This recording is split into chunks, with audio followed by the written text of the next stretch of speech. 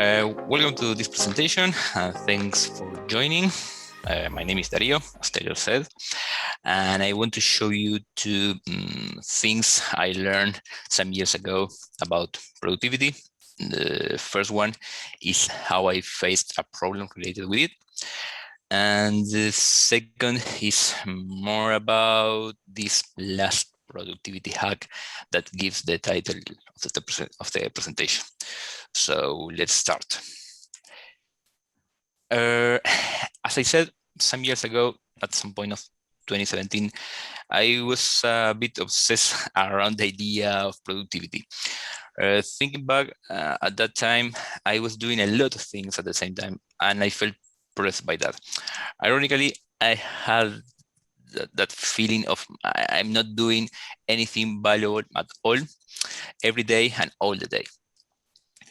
So for this reason, I read, I test, and fail miserably on every single productivity tool, app, and hack I found.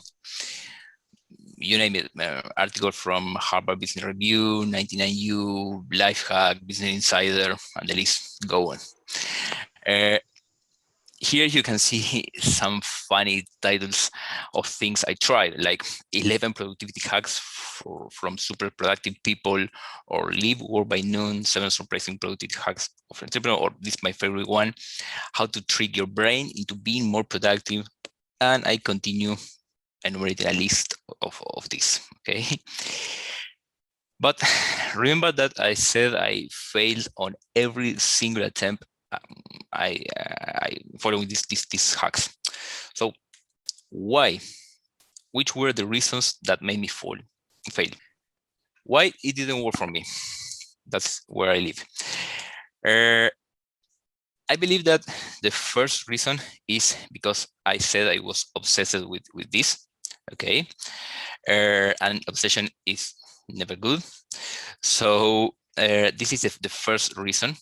It's nothing new, but when you're obsessed about something, you are not aware of it. So this is the first reason why I fail. The second, complexity. Asked me to change heavily my routines, and I didn't want to do that. For example, some of them said that I need to write down everything that I did at the end of my workday, but when I end my workday, I just end it, and I don't want to do anything else. Or other hacks say, okay, try to enumerate and think those things that you did in the day when you go to sleep, but you know that I have 2 kids, so I barely sleep, and when I put my head on the pillow, I want to sleep and anything else. So they asked me to change my routines, and I didn't want that. The other reason I think these hacks didn't work for me is because they stick to new routines is difficult and take time, and it's something that I underestimated, but it's something that is very, very difficult to achieve. So this is one of the reasons, because that doesn't work for me. And the other is the resistance to change. Besides that, I want to do something, my body says, okay, don't go in this way and be like you were, try to do the same thing as you were doing. So this is another reason that because I were failing, okay? Then, after this, I believe, besides all of this, I believe that the most significant reason, or the main reason for failing, is because I never wrote down a plan for this, okay? And I think that this is the main reason why I were failing. So when I realized about this, I tried to fix it. I'm sorry for the time I lost, and I wrote down a plan, okay? What was that plan? I tried to write down which things I want to solve and what were those productivity issues that I had at try to define that productivity problems I had. I discovered that I had two groups, one group related with memory and the other group related with focus. So I wrote down that on the first column. And then on the second column, I wrote how I want to do it based on my previous attempts on previous on all the hacks that I tested and I failed. I learned which things I didn't want to do anymore. So I need something to solve these issues, but that something should be simple with a small set of rules, customizable, and shouldn't have a solution based on anything related with technology. Okay. So I continue searching for a solution and I found this productivity tool I was looking for. Okay. And I will introduce you this productivity tool and how I customize it. For now, let's say that this productivity tool is called Darjo or Dario Journal. Okay. And here at the left side of the screen, you can see a sample of it. At first sight, you can see that it's a to-do list on steroids because it have a lot of symbols and dates and tabs. Okay. But the first thing I liked about this tool was it wasn't based on anything related with technology. You just need a piece of paper, a pen, so you can start with that. And you need a couple of minutes to understand what you need to do and the rules, the base rules. So it should be simple. So remember that I defined 4 things I want to achieve. 2 of them were solved by this tool. So I believe that this is the right tool to work. Okay. Let me here. Okay.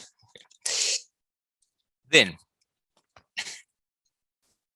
let's give me 30 seconds to show you the base rules of Darjo. Okay. You need, for example, an annotation to represent tasks or events.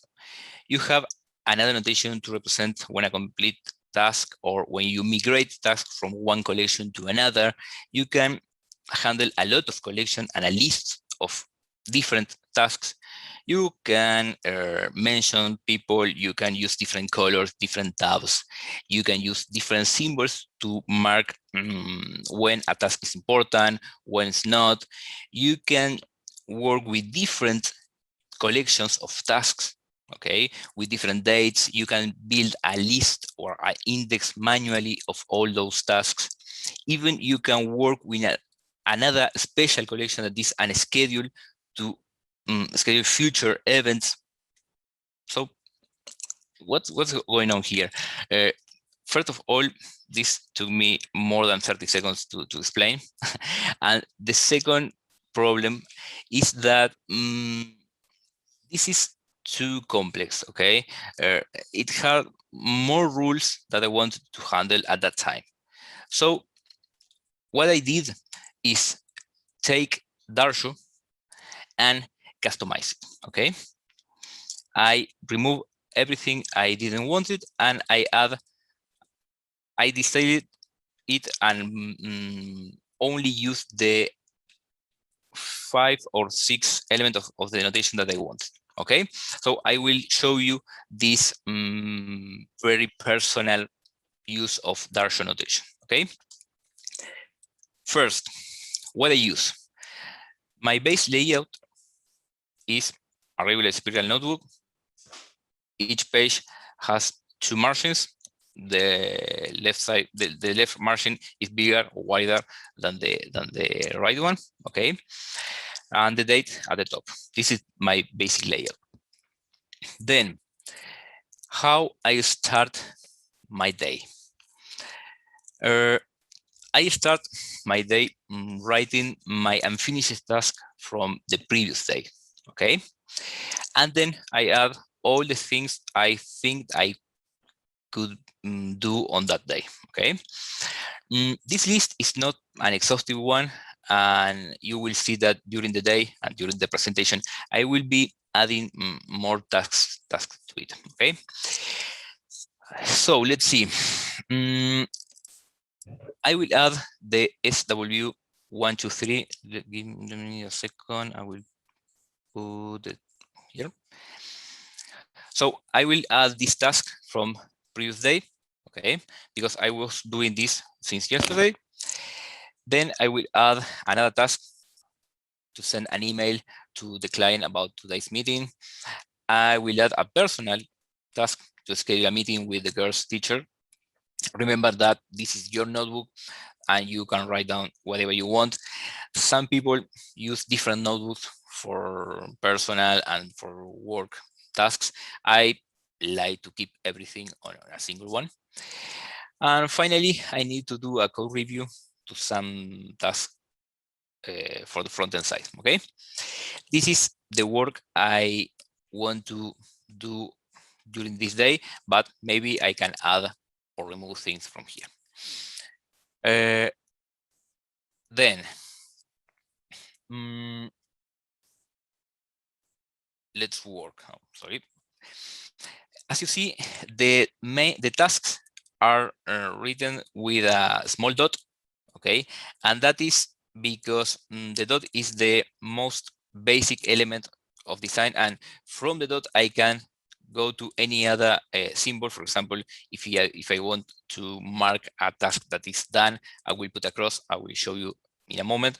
But from the dot, from that simple element, you can go to any other symbol without losing the elegance of the solution. Okay. Then I start working. Okay. I can start with the SW123 because that was what I doing from since yesterday. But maybe I can send that email just to forget about the task. So I will start with this. I will send that email, okay, and mark the task as completed with a cross. Then, or while I was writing that email, something popped into my head related or completely unrelated with the email. I had an idea to add, to move the scrapping tool that I had on Stagger to another server. So to not forget that idea, I decided to add a reminder on my notebook. So here I added the reminder, and I introduce another element to my notation, that is the comment. Okay, comments are represented with dashes. The comments can be used to shut down ideas or whatever you want that is not a task. Okay, idea, comments, anything else. After adding this comment, I can start working on the SW123. So let's go. Now, let's suppose that I worked on the SW123 until I finish it. I put a cross on the dot, okay? What happens when you end a task, a development task? What is the next thing you should do? The developers that are on the call will say, okay, I should create a pull request, right? So I will create a pull request. I believe that my job as a developer is not done until the pull request is merged to develop. So to not forget about this, I will create another task related with pull request I just created. And because the pull request is not merged, I will put a dot instead of a cross, okay? And to relate that pull request with the task that I just completed, I put a line connecting both tasks. Okay, so at first sight, I can see that this pull request is related with this task.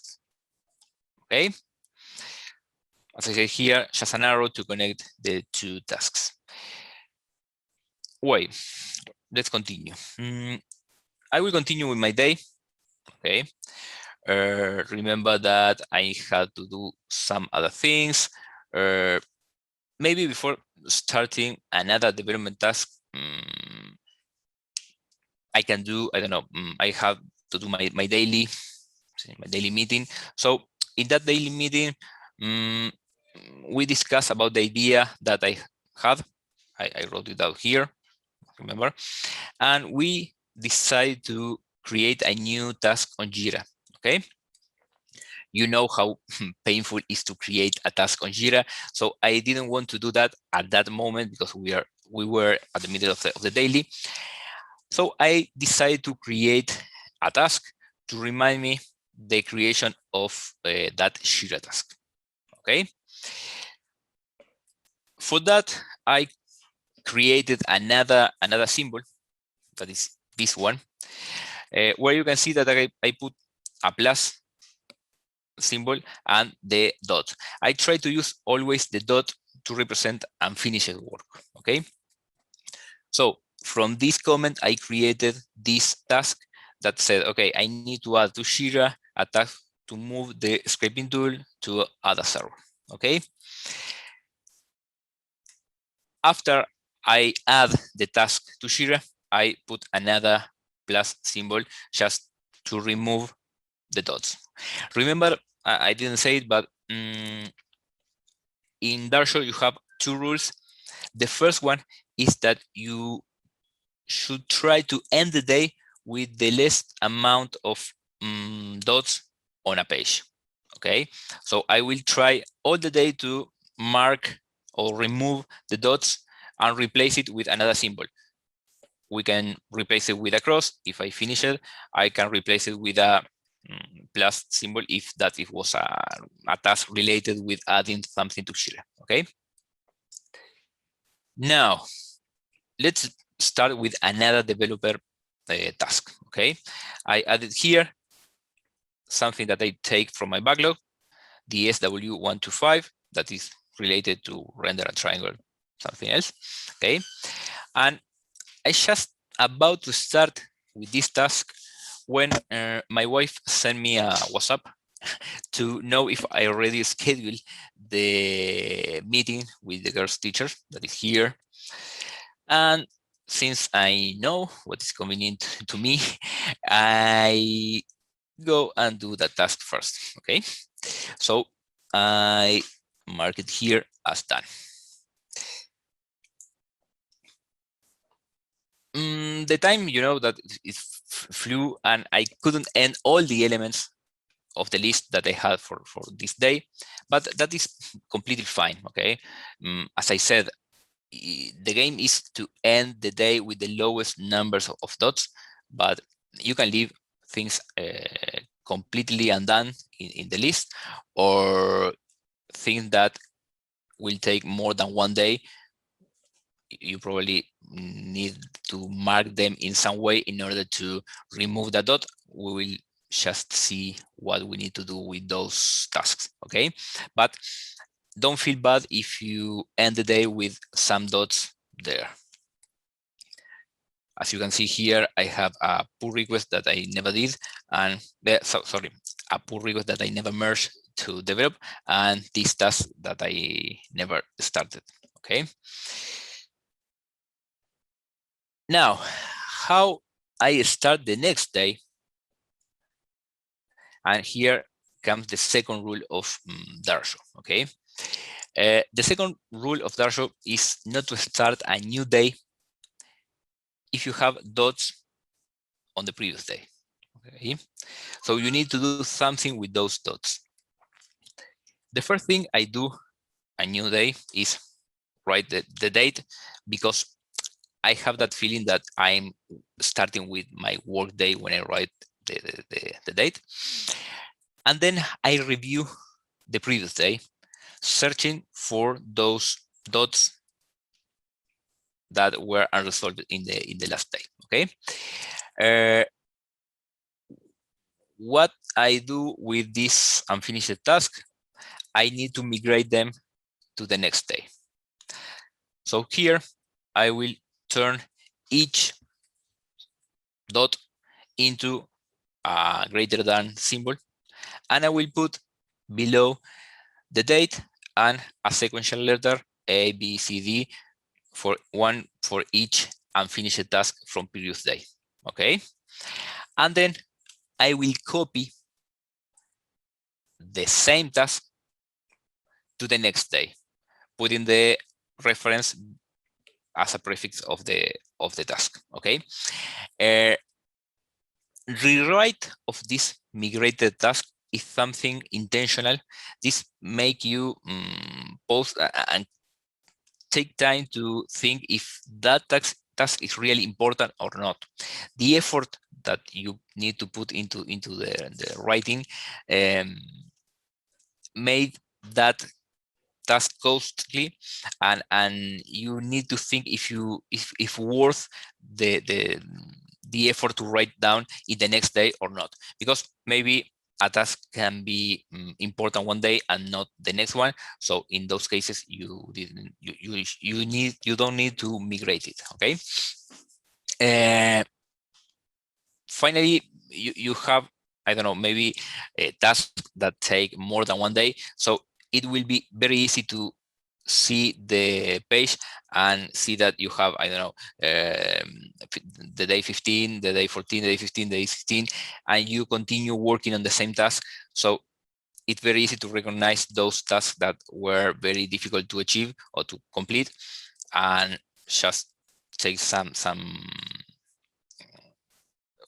way to or complete it or discard it. Okay.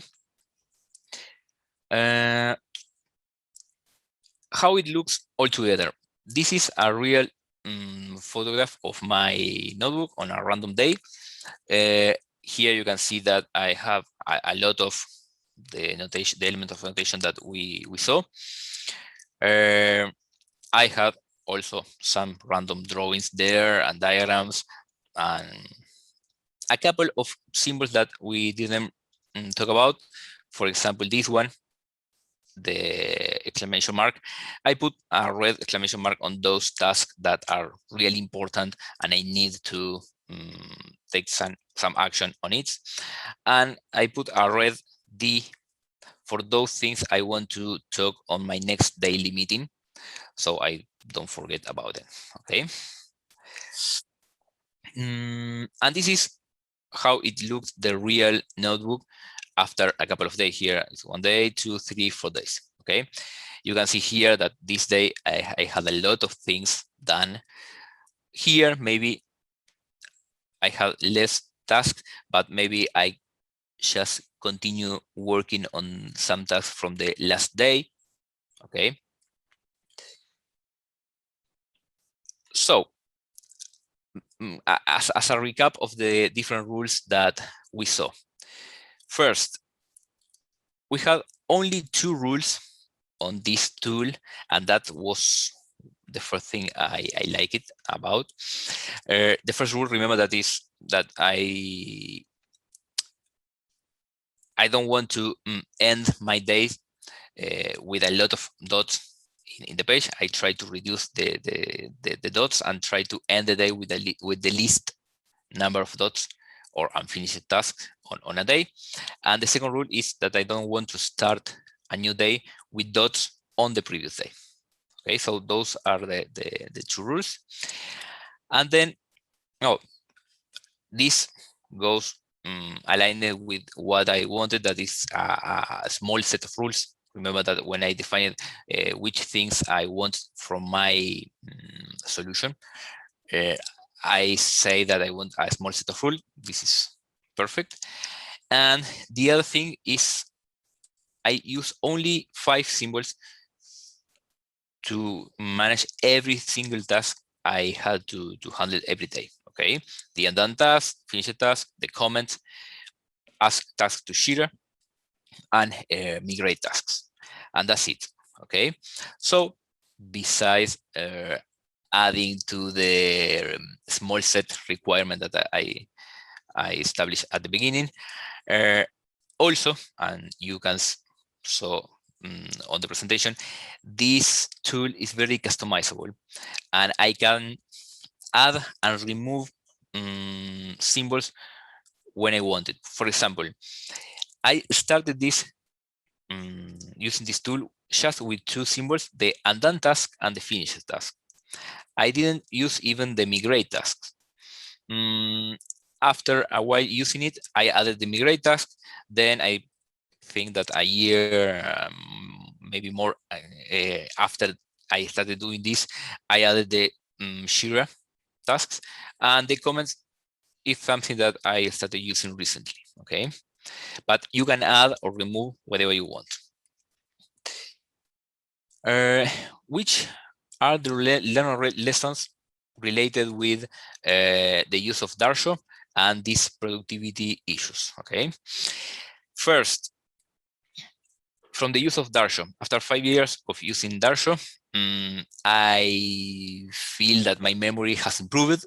No, that's not correct.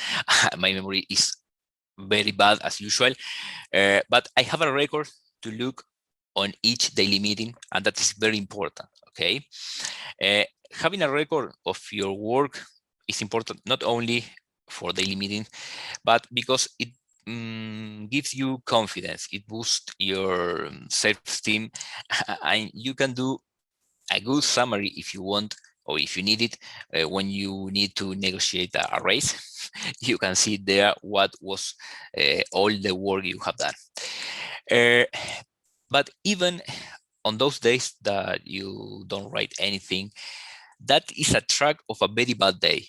If I find a date and nothing below that date, and I start another day, I can see that my last day was a very bad or very bad organized day, because I didn't put anything to do. I never migrated the task from my previous day.